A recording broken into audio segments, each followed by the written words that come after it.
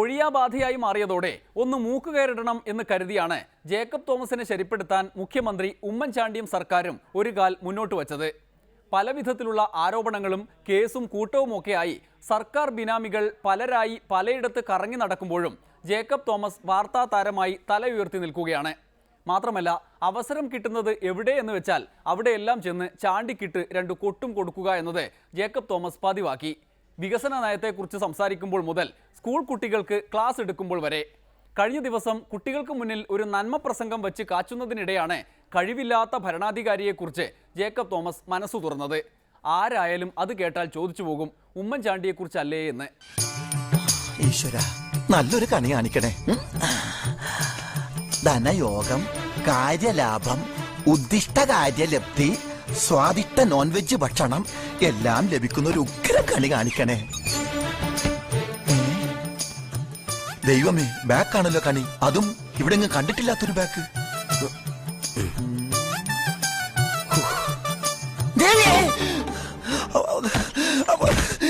നമുക്ക് ധൈര്യം തരുന്നത് പ്രധാനമായിട്ടും ആദ്യം വേണ്ടത് അറിവാണ്. അറിവ് എന്ന് പറയുന്നത് 5 കാര്യങ്ങളിലുള്ള അറിവാണ് പ്രധാനമായിട്ടും വേണ്ടത്. 1, 2, 3, 4, 5. ഒന്ന്, സ്വയം ഞാൻ ആരാണ് എന്നുള്ളൊരു അറിവ്.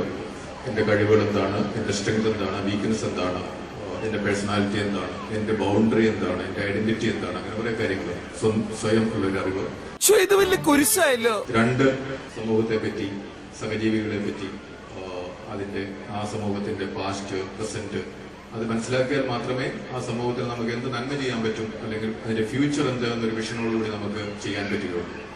കഷ്ടമായല്ലോ, എനിക്ക് അറിഞ്ഞൂടാ. 3, ഏതെങ്കിലും ഒരു വിഷയത്തിലുള്ള, അതായത് എഴുത്തിലും പാട്ടെഴുതുന്നതിലോ അല്ലെങ്കിൽ ഏതെങ്കിലും സബ്ജക്റ്റിലോ ഒക്കെയുള്ള, കളിക്കുന്നതിലോ ഒക്കെയുള്ള ഒരു അറിവ്. ഇതിലും വലുതായിട്ട് ചങ്കിന് നേരെ വന്നിട്ടുണ്ട്, ഞാൻ അനങ്ങിയിട്ടില്ല. 4, ലോകത്തെ പറ്റിയുള്ള അറിവ്, ലോകജ്ഞാനം എന്ന് പറയാം. അണ്ണാ കിട്ടിയാൻ കുത്തും. ഇവരാരുടെ കൊയ്ത്തുകാരാ, അരിവാളക്കേണ്ട.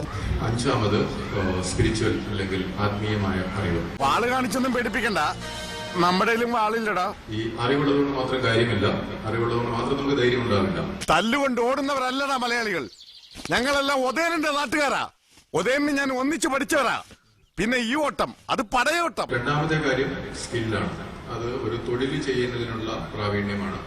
ആ തൊഴിൽ എന്തുമാകട്ടെ, ചിലപ്പോൾ ഒരു ചായക്കട നടത്തുന്നതിലായിരിക്കാം, അല്ലെങ്കിൽ ഒരു തുന്നൽ ജോലി ചെയ്യുന്നതിലുള്ള കഴിവായിരിക്കാം, അല്ലെങ്കിൽ ഒരു കട നടത്തുന്നതിലായിരിക്കാം, ഒരു ബിസിനസ് ചെയ്യുന്നതിലായിരിക്കാം, എഴുതുന്നതിലായിരിക്കാം, കളിക്കുന്നതിലായിരിക്കാം, ഏതെങ്കിലും ഒരു കൃഷി ചെയ്യുന്നതിലാകാം, പഠിപ്പിക്കുന്നതിലാകാം. അങ്ങനെ പല പല ആ ഒരു സ്കിൽസ് നമുക്ക് സ്വായത്തമാക്കേണ്ടതുണ്ട്.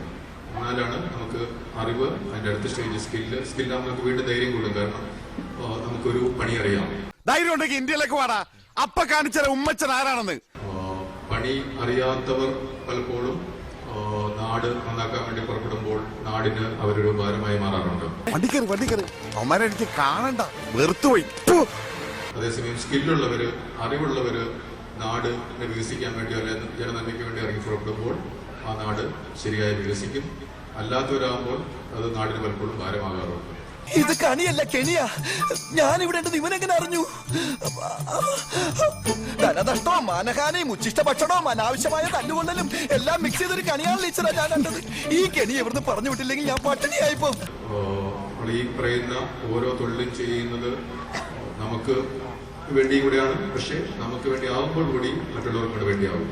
അപ്പോൾ മറ്റുള്ളവർക്ക് വേണ്ടി അങ്ങനെ ചെയ്യുമ്പോൾ ഈ അറിവ്, സ്കില്ല്, അത് ഏറ്റവും നല്ല സ്കില്ല്, അതായത് ബെസ്റ്റ് സ്കില്ലായിട്ട് നമ്മൾ ചെയ്യുമ്പോൾ മാത്രമാണ് നാട് വികസിക്കത്തുള്ളൂ. അപ്പോൾ നാട് വികസിക്കുന്നില്ലെങ്കിൽ അതിന്റെ പ്രധാന കാരണം ആ നാട് വികസിപ്പിക്കാൻ വേണ്ടി ശ്രമിക്കുന്നവർക്ക് നല്ല സ്കില്ലില്ല എന്നുള്ളതുകൊണ്ടാണ്.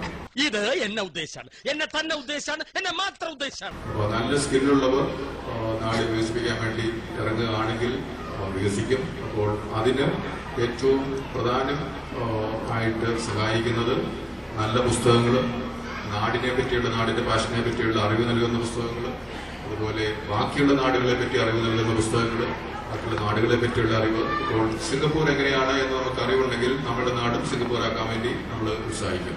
പിന്നെ എന്ത് ചെയ്യാനാ സാർ പറയണം. വേറെ ദുബായ് എങ്ങനെയാണെന്ന് അറിഞ്ഞു കഴിഞ്ഞാൽ അവിടുത്തെ കാര്യങ്ങൾ എങ്ങനെയാണ് നടക്കുന്നത് എന്നറിഞ്ഞു കഴിഞ്ഞാൽ നമുക്കിവിടെ അങ്ങനെ കുറച്ച് പരീക്ഷിച്ചുകൂടെ എന്ന് നമുക്ക് ചിന്തിക്കാൻ പറ്റും. ഇനി ഈ ധൈര്യം എന്തിനു വേണ്ടിയിട്ടാണ്? ഈ ധൈര്യം എപ്പോഴും ബാക്കിയുള്ളവരെക്കാളും വ്യത്യസ്തനായിരിക്കുക. അതായത് ഇന്നിപ്പോ ഞാൻ പറഞ്ഞതുപോലെ ബീച്ചൻ പാത്തിൽ കൂടി പോകാതെ ഒരു പുതിയ പാതയിൽ കൂടെ പോകുന്നതിന് ധൈര്യം വേണം.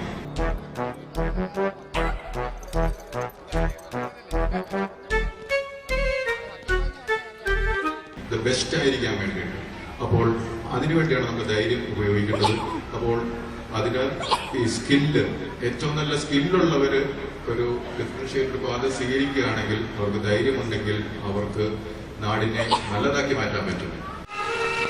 ഇപ്പം ഒരു മോഹം തോന്നുന്നു, അതുകൊണ്ട് ചോദിക്കുക, എന്നെ കൊല്ലാതിരിക്കാൻ പറ്റുമോ?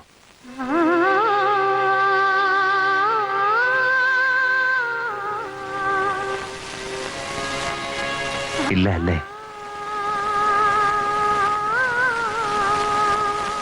സാരമില്ല.